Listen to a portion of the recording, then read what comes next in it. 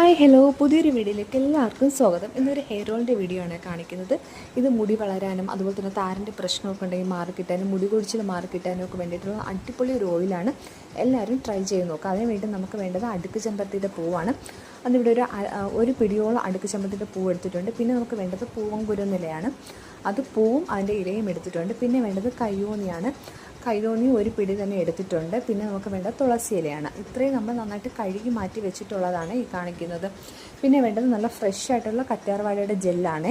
അത് നമ്മൾ എടുത്തിട്ടുണ്ട്. ഇതെന്ന് വെച്ച് കഴിഞ്ഞാൽ ചുമന്നുള്ളിയും ഉള്ളിക്കയും കൂടെ മിക്സിയുടെ ജാറിലിട്ട് അടിച്ച് പിഴിഞ്ഞ് എടുത്ത് മാറ്റി വെച്ചിട്ടുള്ളതാണ്. ഇതൊന്ന് ഇങ്ങനെ പിഴിഞ്ഞ് മാറ്റി എടുക്കുന്നതെന്ന് വെച്ച് കഴിഞ്ഞാൽ ഇതിൻ്റെ ജ്യൂസ് ഒഴിച്ചിട്ടാണ് നമ്മൾ ഈ ഇലകളൊക്കെ മിക്സിയുടെ ജാറിൽ മഷി പോലെ അരച്ചെടുക്കുന്നത്.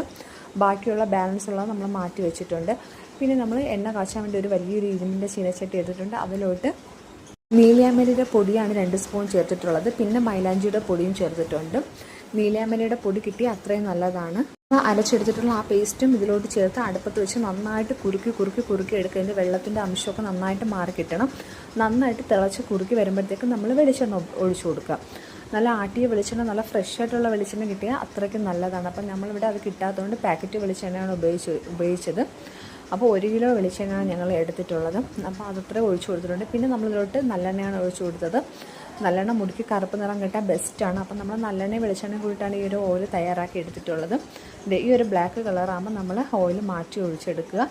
ഇത് തണുക്കാൻ മാറ്റി വെച്ചിട്ട് നമ്മളിത് അരിച്ചൊഴിച്ചൊരു ബോട്ടിലോട്ട് ആക്കിയിട്ടുണ്ട്.